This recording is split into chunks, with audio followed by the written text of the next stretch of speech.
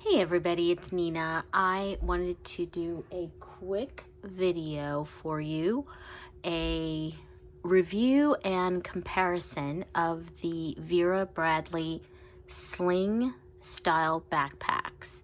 So I have two different variations here. I should have shown the third one I have, which is in the normal cotton fabrication. But right now, I mostly wanted to show the differences between the two that are being marketed. One as the Lighten Up Sling backpack, and that's the one that's in the Indiana Blossom pattern. And then the newest one to my collection, which is the Reactive Sling backpack. And these are both the full-size ones, not the minis. And the Reactive is marketed basically pointing out that it's made of 16 bottles of recycled water bottles, as well as 1 yard of recycled fabric. So, they're appealing to people who are, conservative about the environment and wanting to make sure that they're using products that take into consideration the environmental impact. So, which I think is a great idea for Vera Bradley to have a line that actually addresses that concern with some of their consumers. But ultimately, these are the two backpacks, and they are style-wise pretty much exact. They're both kind of that, oblong shape, sort of like a teardrop shape. They're both pretty much the same. This one is packed up, so that's why it's looking a little fuller, and this one's looking a little flatter.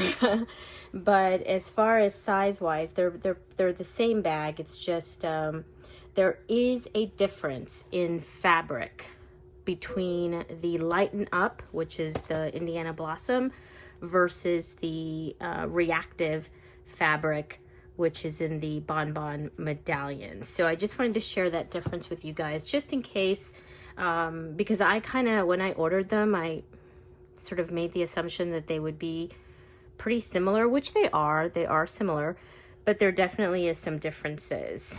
And I think I kind of like the Reactive, and I'll explain to you why. So anyways, they both have this front pocket that opens kind of diagonal, and there is a slip pocket and 2 pen slots, and I believe both of them are organized in the same way. It's a pretty decent sized pocket, and you see the gusset there, and I've got that one filled up, so we'll see what fits in there. I usually stick my Zip ID case in this pocket, sometimes not. I think in this one I have it packed a little differently, where I just have it sitting in the pocket. I also have a lanyard that matches this, which I haven't hooked onto yet. But this pocket is very convenient for quick access, anything you want to pull out very fast without dumping all the contents in the main compartment. So this bag is really convenient because, you can wear it in the front of your body if you're in a crowded area where you don't want the bag to be behind you and someone to easily be able to, zip down your bag without you even noticing. You can wear it in the front, which is, I think, very convenient. Probably more convenient than wearing a full, like a actual backpack, because I've seen people do that as well, and you can certainly do that. But I think the Sling makes it a little bit easier. Plus, you can just kind of sling it around however way you want. And what I like is I usually wear it, of course, in the back of my body, but you can sling it to the front, and it kind of lays on your side like this, so then you can easily, with your hand, access all of the zippers. You can access the front pocket. You can access the small compartment that's in the front. And then there is also a third zipper that you could access, which is where I typically put my cell phone. It is a pretty generous pocket though, so you can fit more than just a cell phone in that pocket. As a matter of fact, if you're really concerned about security, I would suggest sticking your wallet down in this pocket, because when it's on your body, you know, that zipper is against the body, so no one would really be able to get to that. So those are kind of all the compartments on the Vera Bradley Sling. Now let's talk a little bit about the fabrication. So this is marketed as the Lighten Up Sling backpack. And what I can tell you about the difference is that this fabric is actually thicker. It's a thicker nylon material. They look similar, but you could almost kind of see it in the way this crumples up too. So it's not as stiff on the new reactive sling, or I'm sorry, yes, it's not as stiff on the reactive sling. The fabric is thinner. So it is a, you know, nylon material, recycled water bottles, but it is, you know, it's honestly not as stiff as the reactive. The reactive, the weave must be tighter, denser, what have you. So there's probably more product or more end resources that go into making this, even though it was marketed as Lighten Up, so it's supposed to be lighter than your other, the old cotton one, even though the cotton one's pretty light already. So, but in any case, they're both marketed as, sorry about my dog barking. I think there's somebody at my front door. They're both marketed as water resistant. So they kind of have, or water repellent material, I think is what they call. And then, of course, you can wear the bag on the front or the back with the hidden pockets. So this is thicker. And when you hold the bags up when they're both empty, you can definitely tell that this has a little bit more weight to the fabric.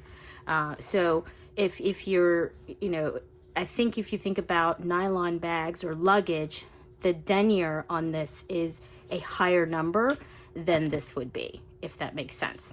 So now let's move on to the packed bag so that I can show you what all can fit into this backpack.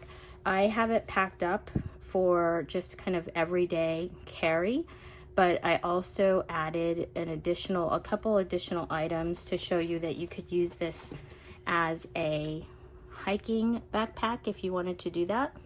I mean, not for like a full long day trip, but if you're just going on a few hours hike, I think this bag would suffice for that situation. So in the front, I have my cotton masks, reusable masks. I do also have a disposable mask. I also have my doggy bags that I carry with me. So it's quick access right there in that front pocket. In the bigger pocket, I have my RFID Zip Id.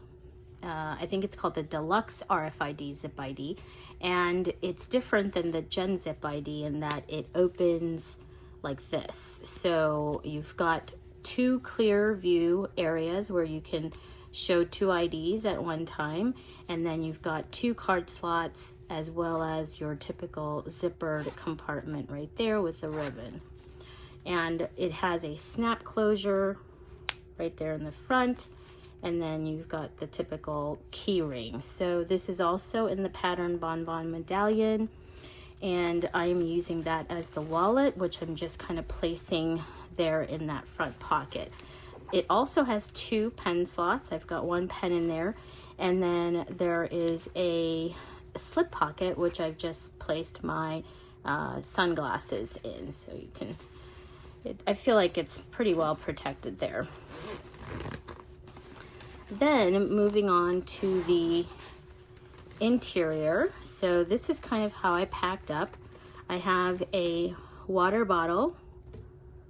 I have a cardigan in case, I don't think you'll need it right in this current time frame because in most places across the country it's significantly warm, so you probably don't need a cardigan. But let's say you're in, northeast or northwest California or that area and you're up in the mountains, it could get, you know, up to 20 degrees different, you know, the higher the elevation is of where you're going.